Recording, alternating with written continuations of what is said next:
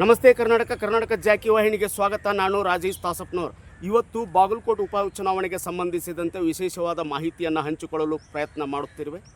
ವಿಶೇಷವಾಗಿ ಬಾಗಲಕೋಟ್ನಲ್ಲಿ ಯತ್ನಾಳ್ ಸುನಾಮಿ ಎದ್ದು ಕಾಣ್ತಾ ಇದೆ BJP ಪಾಳೆಯದಲ್ಲಿ. ಆದರೆ ಸಿದ್ದು ಸರ್ಕಾರದ ರಣತಂತ್ರವೂ ಕೂಡ ಎದ್ದು ಕಾಣುತ್ತಿದೆ ಕಾಂಗ್ರೆಸ್ ಪಾಳೆಯದಲ್ಲಿ. ಸೌಮ್ಯ ಸ್ವಭಾವಕ್ಕೆ ಹೆಸರಾಗಿರ್ತಕ್ಕಂಥ ಕಾನೂನು ಮತ್ತು ಸಂಸದೀಯ ಖಾತೆಯ ಸಚಿವರಾಗಿರ್ತಕ್ಕಂಥ HK ಪಾಟೀಲ್ ಅವರು ಕೂಡ ಕಣಕ್ಕಿಳಿದಿದ್ದಾರೆ. ರಾಮಲಿಂಗಾರೆಡ್ಡಿ ಅವರು ಕಣಕ್ಕಿಳಿದಿದ್ದಾರೆ. ಸತೀಶ್ ಜಾರಕಿಹೊಳಿ ಅವರು ಕಣಕ್ಕಿಳಿದಿದ್ದಾರೆ. JT ಪಾಟೀಲರು ಕೂಡ ಕಣಕ್ಕಿಳಿದಿದ್ದಾರೆ. ಹಾಗೆ ಮುದ್ದೇಬಿಹಾಳದ ನಾಡಗೌಡರು ಕೂಡ ಕಣಕ್ಕಿಳಿದಿದ್ದಾರೆ. ಇವರೆಲ್ಲರೂ ಸೌಮ್ಯ ರಾಜಕಾರಣದ ಸಂಕೇತ. ಇವರು ಕೂಡ ರಣತಂತ್ರವನ್ನು ಹೆಣೆಯುವಲ್ಲಿ ಯಶಸ್ವಿಯಾಗುತ್ತಿದ್ದಾರೆ. ಅಂದರೆ ಯತ್ನಾಳ್ ಸುನಾಮಿಯೋ ಸಿದ್ದು ರಣತಂತ್ರವೋ ಏನೇ ಹೌ ಇವರಿಬ್ಬರ ಅಂದರೆ ಎರಡೂ ಪಕ್ಷಗಳ ಜೊತೆ ಯುವಕ ಮತ್ತು ಯುವತಿಯರ ಕಾರ್ಯಪಡೆ ಬಹುದೊಡ್ಡ ಕಾರ್ಯಪಡೆ ಬೆನ್ನತ್ತಿದೆ. ನಮ್ಮ ಅಭ್ಯರ್ಥಿಯನ್ನು ಗೆಲ್ಲಿಸಿಕೊಂಡು ಬರಲೇಬೇಕು ಎನ್ನುವ ರಣತಂತ್ರವನ್ನು ಹೆಣೆಯುತ್ತಿದ್ದಾರೆ. Ground level ರಣತಂತ್ರವನ್ನು ಹೆಣೆಯುತ್ತಿದ್ದಾರೆ. ಮತದಾರ ದೇವರ ಬೆಲೆ ಗೊತ್ತಾಗ್ತಾ ಇದೆ ಆಳುವ ಸರ್ಕಾರಕ್ಕೆ ಮತ್ತು ವಿರೋಧ ಪಕ್ಷಕ್ಕೆ. ಹಾಗೆ ಕಾರ್ಯಕರ್ತರ ಬೆಲೆಯೂ ಕೂಡ ಹೆಚ್ಚಾಗ್ತಾ ಇದೆ. ಪ್ರತಿ ಕಾರ್ಯಕರ್ತರಿಗೂ ಕೂಡ ಬೆಲೆ ಕೊಡ್ತಾ ಇದ್ದಾರೆ. ಬನ್ನಿ ನಮ್ಮ ಜೊತೆ ನಿಂತ್ಕೊಂಡು ಬನ್ನಿ, ನಮ್ಮ ಅಭ್ಯರ್ಥಿಯನ್ನು ಗೆಲ್ಲಿಸಿಕೊಳ್ಳೋಣ. ಏಕೆಂದರೆ ಸಾಮಾನ್ಯವಾಗಿ ಕಾರ್ಯಕರ್ತರನ್ನು ನೆಗ್ಲೆಕ್ಟ್ ಮಾಡುವ ಚಾಳಿ ಎರಡೂ ಪಕ್ಷಗಳಿಗೆ ಇತ್ತು ಮೊದಲು. ಆ ಲಕ್ಷಣಗಳು ಕೂಡ ಇದ್ದು. ಈಗ ಕಾರ್ಯಕರ್ತರನ್ನು ನೆಗ್ಲೆಕ್ಟ್ ಮಾಡುವಂಥ ಆ ಮನಸ್ಥಿತಿ ಇಲ್ಲ. ಪ್ರತಿ ಕಾರ್ಯಕರ್ತನೂ ಕೂಡ ತನ್ನದೇ ಆದಂಥ ಫ್ಯಾನ್ ಬೇಸನ್ನು ಹೊಂದಿದ್ದಾನೆ. ತಮ್ಮದೇ ಆದಂಥ ಫ್ಯಾನ್ ಬೇಸನ್ನು ಹೊಂದಿರತಕ್ಕಂಥ PH ಪೂಜಾರಿ ಅವರು ಪ್ರಪ್ರಥಮ ಬಾರಿಗೆ ಉತ್ತರ ಕರ್ನಾಟಕದಲ್ಲಿ ಕಮಲವನ್ನು ಅರಳಿದ್ದು PH ಪೂಜಾರಿಯವರ ಮೂಲಕ. ಕೇಸರಿ ಬಾವುಟ ಹಾರಿದ್ದು PH ಪೂಜಾರಿಯವರ ಮೂಲಕ. PH ಪೂಜಾರಿಯವರು ಮತ್ತು ವೀರಣ್ಣ ಚಿರಂತಿಮಠ ಗುರುಗಳು ಇಬ್ಬರು ಜೋಡೆತ್ತಾಗಿ ಚುನಾವಣೆಯನ್ನು ಗೆಲ್ಲುವಲ್ಲಿ ರಣತಂತ್ರವನ್ನು ಹೆಣೆಯುತ್ತಿದ್ದಾರೆ. ವಿಶೇಷವಾಗಿ ಶಿರೂರು ಭಾಗದಿಂದ ಬಂದಿರತಕ್ಕಂಥ ಬಾಗಲಕೋಟ್ನಲ್ಲಿ ನೆಲೆ ಊರಿರ್ತಕ್ಕಂಥವರು ಯಾರು ಅಂದರೆ ಪ್ರಶಾಂತ ಕೋಟಿ, RSS ಬೇಸಿರ್ತಕ್ಕಂಥ ಯುವ ನಾಯಕ. ಇವರೂ ಕೂಡ ಸಾಕಷ್ಟು ಸಕ್ರಿಯವಾಗಿ ಕಾರ್ಯತಂತ್ರವನ್ನು ಹೆಣೆಯುತ್ತಿದ್ದಾರೆ. ಒಂದು ಮಾತಂತೂ ನಿಜ, ಹಳ್ಳೂರು ಆಗಿರ್ಬೋದು, ಭಗವತಿ ಆಗಿರ್ಬೋದು, ಜಡರಾಮಕುಂಟಿ ಆಗಿರ್ಬೋದು, ಕಿರಸೂರು ಅಚನೂರು ಆಗಿರ್ಬೋದು, ರಾಂಪುರ ಆಗಿರ್ಬೋದು, ಬೇವೂರು JDP ಆಗಿರ್ಬೋದು, ಕಮತ್ಗಿ JDP ಆಗಿರ್ಬೋದು, ಅಮೀನ್ಗಢ ಆಗಿರ್ಬೋದು, ಸಿರೂರು JDP ಆಗಿರ್ಬೋದು ಮತ್ತು ಬಾಗಲಕೋಟೆ ನಗರ ಆಗಿರ್ಬೋದು. ಗ್ರಾಮೀಣ ಪ್ರದೇಶದಲ್ಲಿ ಬೂತ್ ಸಂಖ್ಯೆಗಳು ಎಷ್ಟಿದೆ, ಬಾಗಲಕೋಟೆ ನಗರದಲ್ಲಿ ಅಷ್ಟೇ ಬೂತ್ ಸಂಖ್ಯೆಗಳಿದಾವೆ. ಇದನ್ನು ಬಹಳ ಕನ್ಸಿಡರ್ ಮಾಡಬೇಕು. ಬಾಗಲಕೋಟ್ನಲ್ಲಿ ಒಂದು ಪಕ್ಷ ಮೇಲುಗೈಯನ್ನು ಸಾಧಿಸಿದರೆ ಗ್ರಾಮೀಣ ಪ್ರದೇಶದಲ್ಲಿ ಮತ್ತೊಂದು ಪಕ್ಷ ಮೇಲುಗೈಯ ಸಾಧಿಸುವ ಎಲ್ಲ ಲಕ್ಷಣಗಳು ಕಂಡುಬರುತ್ತೆ. ಪ್ರತಿ ಬೂತ್ನಲ್ಲಿ ಮೋರ್ ದ್ಯಾನ್ 400 ವೋಟ್ಸನ್ನು ಎತ್ತಬೇಕಾಗತ್ತೆ. ಇವರು 400ಕ್ಕೂ ಹೆಚ್ಚು ಮತಗಳನ್ನು ಎತ್ತುವುದರ ಮೂಲಕ ಗೆಲುವಿನೆಡೆಗೆ ಇವರು ಸಾಗಬಹುದು. ಅದರ್ವೈಸ್ ನಿಮ್ಮ ಚುನಾವಣೆಯ ಐಡಿಯಾಲಜಿ ಏನಿದೆ ನೋಡು, ನಿಮ್ಮ ರಣತಂತ್ರ ಏನಿದೆ, ನಿಮ್ಮನ್ನು ಗೆಲುವಿನೆಡೆಗೆ ಸಾಗಿಸಲು ಕಷ್ಟ ಆಗುತ್ತೆ. ಏನೇ ಆಗಲಿ BJP ಮತ್ತು ಕಾಂಗ್ರೆಸ್ ಪಾಳೆಯದಲ್ಲಿ ಕಂಡು ಬರ್ತಾ ಇರೋದೇನೆಂದರೆ ಬಹಳ ಹುಮ್ಮಸ್ಸಿನಿಂದ ಹುರುಪಿನಿಂದ ಚುನಾವಣೆ ಕಣಕ್ಕೆ ಧುಮುಕಿದ್ದಾರೆ. ಇದು ಬಹಳ ಮುಖ್ಯವಾಗಿ ಇಲ್ಲಿ ವರ್ಕೌಟ್ ಆಗ್ತಾ ಇರೋದು BJPಯ ಪಾಳೆಯದಲ್ಲಿ. PH ಪೂಜಾರಿ ಸಾಹೇಬರು ವಕೀಲರೂ ಆಗಿದ್ದರು. ಪ್ರಪ್ರಥಮ ಬಾರಿಗೆ ಕಮಲದ ಕಹಳೆಯನ್ನು ಕೂಡ ಊದಿದ್ದರು. ಕಮಲ ಅರಳಿದ್ದೇ PH ಪೂಜಾರಿಯವರ ಗರಡಿಯಲ್ಲಿ, ಬಾಗಲಕೋಟೆ ವಿಧಾನಸಭಾ ಕ್ಷೇತ್ರದಲ್ಲಿ. ಅಷ್ಟೊಂದು ಗ್ರಾಮೀಣ ಭಾಗದಲ್ಲಿ ಪ್ರಭಾವಶಾಲಿಯಾಗಿರ್ತಕ್ಕಂಥ ನಾಯಕರು PH ಪೂಜಾರಿಯವರು. ಎರಡೂ ಜೋಡೆತ್ತು ಒಂದಾಗಿದೆ ಅಂತ ಕಾಣಿಸುತ್ತೆ ಮೇಲ್ನೋಟಕ್ಕೆ. ಒಳಗಿನ ಮರ್ಮ ಏನಿದೆ ಅಂತ ನಮಗಂತೂ ಗೊತ್ತಿಲ್ಲ. ಆದರೆ ಸಿದ್ದರಾಮಯ್ಯವರ ಸಂಪುಟದಿಂದ ದಂಡೋಪದಂಡವಾಗಿ ಬರ್ತಾ ಇದ್ದಾರೆ. ಅರ್ಧ ಡಜನ್ ಸಂಪುಟನೇ ಇಲ್ಲಿದೆ. ಸಂತೋಷ್ ಲಾಡ್ ಆಗಿರ್ಬೋದು, Ramalinga Reddy ಸಾಹೇಬರಾಗಿರ್ಬೋದು, RB Timmapur ಅವರಾಗಿರ್ಬೋದು, HK ಪಾಟೀಲ್ರಾಗಿರ್ಬಹುದು, ಬೀಳಿಗೆಯ JT ಪಾಟೀಲ್ರಾಗಿರ್ಬೋದು. ಕೆಲಸದ ಮೂಲಕ ಇವರು ಗೆಲುವು ಸಾಧಿಸ್ತಾ ಬಂದಿರತಕ್ಕಂಥ ನಾಯಕರುಗಳು. ಕೆಲಸ ಬೇಕಾ, ಮಾತು ಬೇಕಾ ಅನ್ನುವಂಥ ವಿಚಾರಣೆಗಳನ್ನು ಕೂಡ ಜನರ ಮುಂದೆ ಇಡ್ತಾ ಇದ್ದಾರೆ. ಮತ್ತೊಂದು ಕಡೆ ಗ್ಯಾರಂಟಿ ಬೇಕಾ, ಅಭಿವೃದ್ಧಿ ಬೇಕಾ ಎನ್ನುವ ಚರ್ಚೆಗಳು ಕೂಡ ನಡೀತಾ ಇದೆ. ಏನೇ ಆಗಲಿ ಪ್ರಜಾಪ್ರಭುತ್ವದ ಗೆಲುವು ಆಗಬೇಕಿಲ್ಲಿ, ಬಹಳ ಮುಖ್ಯವಾಗಿದ್ದು. ಆಮೇಲೆ ಕಾರ್ಯಕರ್ತರ ಮಧ್ಯೆ ದ್ವೇಷದ ಭಾಷಣವನ್ನು ಮಾಡಬೇಡಿ. ನಿಮ್ಮ ನಾಲಿಗೆಯನ್ನು ಹರಿಬಿಡಬೇಡಿ ನಾಯಕರು. ನೀವು ನಾಲಿಗೆಯನ್ನು ಹರಿಬಿಡುವುದರ ಮೂಲಕ ಕಾರ್ಯಕರ್ತರ ಮನಸ್ಸು ಸೂಕ್ಷ್ಮವಾಗಿರುತ್ತೆ, ಯುವಕ ಮತ್ತು ಯುವತಿಯರದು. ಹೀಗಾಗಿ ಚುನಾವಣೆ ಹಬ್ಬದಂತೆ ಆಚರಿಸೋಣ, ಪ್ರಜಾಪ್ರಭುತ್ವದ ಹಬ್ಬದಂತೆ ಆಚರಿಸೋಣ.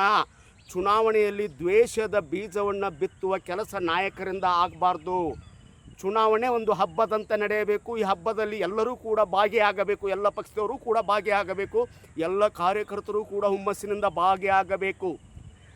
ಇಲ್ಲಿ ಯಾರದೇ ಗೆಲುವಾಗಲಿ, ನಾನು ಹೇಳ್ತಾ ಇದ್ದೀನಿ, ಅದು ಮತದಾರನ ಗೆಲುವು, ಅಂತಿಮವಾಗಿ ಕಾರ್ಯಕರ್ತರ ಗೆಲುವು. ನಿಮ್ಮದು line of margin, victory line of margin ಇರ್ಬೋದು ಅಥವಾ ಕ್ಯಾಲ್ಕುಲೇಷನ್ ಇರ್ಬೋದು ಎರಡೂ ಪಕ್ಷದವ್ರದ್ದು, ಅದರ line of control is completely in the hands of voters. ಮತದಾರ ಕೈನಲ್ಲಿ ನಿಮ್ಮ ಲೈನ್ ಆಫ್ ಕಂಟ್ರೋಲ್ ಇದೆ ಅನ್ನೋದನ್ನು ಮರಿಬೇಡಿ. ಬಿ ಜೆ ಪಿಗೆ ಇದು ಒಂದು ರೀತಿಯಿಂದ ದಿಕ್ಸೂಚಿಯ ಉಪಚುನಾವಣೆ ಆದರೆ, ಮುಂಬರುವ ಚುನಾವಣೆಗಳಿಗೆ ಇದು ದಿಕ್ಸೂಚಿ ಆದರೆ, ಕಾಂಗ್ರೆಸ್ಸಿಗೆ ಪ್ರತಿಷ್ಠೆಯ ಕಣವಾಗಿದೆ. ವಿಶೇಷವಾಗಿ ಸಿದ್ದರಾಮಯ್ಯ ಅವರಿಗೆ ನಿಮ್ಮ ಕ್ಯಾಪ್ಟನ್ಸಿನಲ್ಲಿ ಸರ್ಕಾರ ನಡೀತಾ ಇರೋದರಿಂದ, ಸಿದ್ದರಾಮಯ್ಯವರ ಕ್ಯಾಪ್ಟನ್ಸಿಯಲ್ಲಿ ನಡೀತಾ ಇರೋದರಿಂದ ಇದು ಪ್ರತಿಷ್ಠೆಯ ಕಣವಾಗಿ ಮಾರ್ಪಟ್ಟಿದೆ. ವಿಶೇಷವಾಗಿ ಬಾಗಲಕೋಟ್ ಕ್ಷೇತ್ರ. ಹಾಗೆ ಬಿ ಜೆ ಪಿಗೂ ಕೂಡ ನೋಡಿ, ಬಿ ಜೆ ಪಿ ಪಕ್ಷ ಯತ್ನಾಳ್ ಅವರ ಮುಂದೆ ಮಂಡಿ ಊರಿತೆ ಎನ್ನುವ ಪ್ರಶ್ನೆಗೆ 100% ಯತ್ನಾಳಿಲ್ಲದೆ ಬಿ ಜೆ ಪಿ ಕಷ್ಟ. ಯತ್ನಾಳಿದ್ದರೆ ಉತ್ತರ ಕರ್ನಾಟಕದಲ್ಲಿ ಬಿ ಜೆ ಪಿಗೆ ಆಣೆ ಬಲ ಬರುತ್ತೆ. ಒಬ್ಬ ಬಲಿಷ್ಠ ನಾಯಕ, ಸ್ವಲ್ಪ ಮಾತಿನ ಮೂಲಕ ಶಾರ್ಪಾಗಿ ಮಾತಾಡಿದರೂ ಕೂಡ ಕೇಸರಿಯ ಪರವಾಗಿ ಮಾತನಾಡಬಲ್ಲ ಗಟ್ಟಿಯಾಗಿರ್ತಕ್ಕಂಥ ಒಬ್ಬ ನಾಯಕ. ಕೇವಲ ಮಾತಿನಿಂದ ಮಾತ್ರ ಚುನಾವಣೆಯನ್ನು ಗೆಲ್ಲೋದಕ್ಕೆ ಆಗೋದಿಲ್ಲ, ರಣತಂತ್ರದ ಮೂಲಕ ಕೂಡ ಚುನಾವಣೆ ಗೆಲ್ಲಬಲ್ಲರು ಕಾಂಗ್ರೆಸ್ ಪಾಳಯದಲ್ಲಿ ಅನ್ನುವುದು ಕೂಡ ಬಿ ಜೆ ಪಿಗೆ ಗೊತ್ತಾಗಿರಬೇಕು.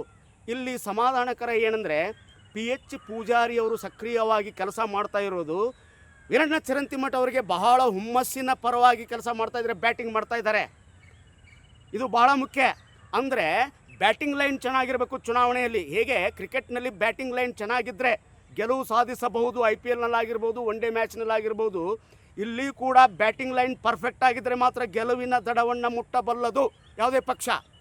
ಬ್ಯಾಟಿಂಗ್ ಲೈನ್ ಫೇಲ್ ಆಯಿತು ಅಂದರೆ, ನಾಯಕತ್ವದ ಲೈನ್ ಫೇಲ್ ಆದರೆ ಕಾರ್ಯಕರ್ತರು ಹಿಂದೇಟಾಗ್ತಾರೆ. ವೆನ್ ಐ ಆಮ್ ನೆಗ್ಲೆಕ್ಟೆಡ್, ನನಗೆ ಇರದೆ ಗೌರವ, ನನಗಿರ್ತಕ್ಕಂಥ ಪ್ರತಿಷ್ಠೆಗೆ ನಮಗೇನಾದರೂ ಧಕ್ಕೆ ಆದರೆ, ನನ್ನ ಸ್ವಾಭಿಮಾನಕ್ಕೆ ಧಕ್ಕೆ ಆದರೆ, why should I plunge into the politics, why should I plunge into the election, ನಾನು ಯಾಕೆ ಚುನಾವಣೆಯಲ್ಲಿ ಧುಮುಕಬೇಕು ಅಂತ ಹಿಂದೆ ಸರಿತಾರೆ. ಎಲ್ಲ ಕಾರ್ಯಕರ್ತರನ್ನು ಒಟ್ಟಿಗೆ ತೆಗೆದುಕೊಂಡು ಹೋಗುವ ನಿರ್ಧಾರವನ್ನು ಎರಡೂ ಪಕ್ಷದವರು ಮಾಡಿದ್ದೀರಿ, ಸ್ವಾಗತ. This is the real victory of democracy. ಪ್ರಜಾಪ್ರಭುತ್ವದ ನಿಜವಾದ ಗುಣ ಇದು. ಗೆಲುವು ಕೂಡ ಇದೆ. ಎನಿಹೌ, ಗೆಲುವು ಯಾರದೇ ಆಗಲಿ, ಅಂತಿಮವಾಗಿ ಒಂದು ಮಾತನ್ನು ಹೇಳೋದಕ್ಕೆ ಬಯಸ್ತೀವಿ. ಏನಂದರೆ, ಹೇಗೆ ಇದನ್ನು ಪ್ರತಿಷ್ಠಿತ ಕಣವನ್ನಾಗಿ ತೆಗೆದುಕೊಂಡಿದ್ದಿರಲ್ಲ ಎರಡೂ ಪಕ್ಷದವರು, ಅಭಿವೃದ್ಧಿ ಮತ್ತು ಜನಸಾಮಾನ್ಯರ ಪರವಾಗಿ ನಿಲ್ಲುವುದನ್ನು ಕೂಡ ಪ್ರತಿಷ್ಠೆಯಾಗಿ ತೆಗೆದುಕೊಳ್ಳಬೇಕು. ಕಲಾಪಗಳಲ್ಲಿ, ವಿಧಾನಸೌಧದಲ್ಲಿ ನಾನು ಹೇಳ್ತಾ ಇರೋದು, ಐಮ್ ಟಾಕಿಂಗ್ ಅಬೌಟ್ ರೈತ ಕಣ್ಣೀರನ್ನು ಹಾಕ್ತಾ ಇದ್ದಾನೆ. ಈರುಳ್ಳಿಯ ಬೆಲೆ ಪಾತಾಳಕ್ಕೆ ಕುಸಿದಿದೆ. ರೈತನ ಬಗ್ಗೆ ಗಮನ ಹರಿಸ್ತಾ ಇದ್ದೀರಾ? ಈರುಳ್ಳಿಯ ಬೆಲೆ ಬಗ್ಗೆ ನೀವು ಏನಾದರೂ ಮಾತಾಡ್ತಾ ಇದ್ದೀರಾ, ಚರ್ಚೆ ಮಾಡ್ತಾ ಇದ್ದೀರಾ?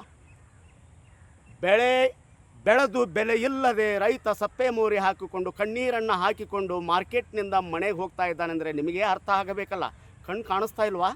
ಕೇವಲ ಚುನಾವಣೆಗಳ ಮಾತ್ರ ನಿಮಗೆ ಕಣ್ಣು ಕಾಣಿಸ್ತಾ ಇದ್ದಾವೆ ಎರಡೂ ಪಕ್ಷಗಳಿಗೆ ಅಂತ ಹೇಳ್ತಾ, ಮತ್ತೆ ಇಂಥ ವಿಶೇಷವಾದ ಸ್ಪೆಷಲ್ ಆಗಿರ್ತಕ್ಕಂಥ ಸಬ್ಜೆಕ್ಟ್ಗಳೊಂದಿಗೆ ತಮ್ಮ ಮುಂದೆ ಬರಲಿದೆ ಕರ್ನಾಟಕ ಜಾಕಿ.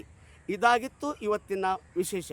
ಆದರೆ ಒಂದೆರಡು ಅಂಶಗಳನ್ನು ನಾನು ಹೇಳೋದಕ್ಕೆ ಇಷ್ಟಪಡ್ತಾ ಇದ್ದೀನಿ. ಏನದು? ನಮ್ಮ ದೇಶದಲ್ಲಿ, ವಿಶೇಷವಾಗಿ ನಮ್ಮ ನಾಡಿನಲ್ಲಿ ಸಂಸ್ಕೃತಿ ಇರತಕ್ಕಂಥ ರಾಜಕಾರಣ ನಡೀಬೇಕು. ಪಕ್ಷಗಳ ಸಿಂಬಲ್ ಏನೇ ಇರ್ಬೋದು, ಚಿಹ್ನೆ ಏನೇ ಆಗಿರ್ಬೋದು, ಸಂಸ್ಕೃತಿಯನ್ನು ಬಿಟ್ಟು ವಿಕಾರತೆಯನ್ನು ಮೆರೆಯಬಾರದು ಪ್ರಚಾರದ ಸಮಯದಲ್ಲಿ. ಅಥವಾ ಕಾರ್ಯಕರ್ತರನ್ನು ನೀವು ಎಷ್ಟೇ ಎನ್ಕರೇಜ್ ಮಾಡಿ, ಆದರೆ ಅದು ಮನಸ್ಸಿನ ವಿಕಾರವನ್ನು ವ್ಯಕ್ತಪಡಿಸಬಾರ್ದು, ಕನ್ನಡಿ ಆಗಿರಬಾರ್ದು. ಕಾರ್ಯಕರ್ತರ ಮಧ್ಯೆ ದ್ವೇಷವನ್ನು ಹುಟ್ಟಿಸಬಾರದು. ಅಂಥ ಚುನಾವಣೆಗಳು ನಮ್ಮಲ್ಲಿ ನಡೆಯಬೇಕು. ಅದು ಪ್ರಜಾಪ್ರಭುತ್ವದ ಹಬ್ಬ ಎನಿಸಿಕೊಳ್ಳುತ್ತೆ. ದಯವಿಟ್ಟು ನಾಯಕರಲ್ಲಿ ಈ ಮೂಲಕ, ರಾಜ್ಯದ ಜನತೆಯ ಮೂಲಕ ಸಂದೇಶ ಕೊಡ್ತಾ ಇರೋದೇನೆಂದರೆ, ನಮ್ಮ ಮಾಧ್ಯಮದ ಮೂಲಕ ನೀವು ದ್ವೇಷದ ಭಾಷಣವನ್ನು ಮಾಡಿಕೊಡ್ದು. It will be the failure of the democracy. ಅದು ಪ್ರಜಾಪ್ರಭುತ್ವದ ವಿಫಲತೆ ಅನಿಸ್ಕೊಳ್ಳುತ್ತೆ ಅಂತ ಹೇಳ್ತಾ, ಮತ್ತೆ ಇಂಥ ವಿಶೇಷಗಳೊಂದಿಗೆ ತಮ್ಮ ಮುಂದೆ ಬರಲಿದೆ ಕರ್ನಾಟಕ ಜಾಕಿ. ನಮಸ್ತೆ. ಇದಾಗಿತ್ತು ಇವತ್ತಿನ ವಿಶೇಷ. ಲೈಕ್ ಮಾಡಿ, ಶೇರ್ ಮಾಡಿ, ಸಬ್ಸ್ಕ್ರೈಬ್ ಮಾಡಿ. ನಾನು ನಿಮ್ಮ ಮನೆಯ ಮಗ.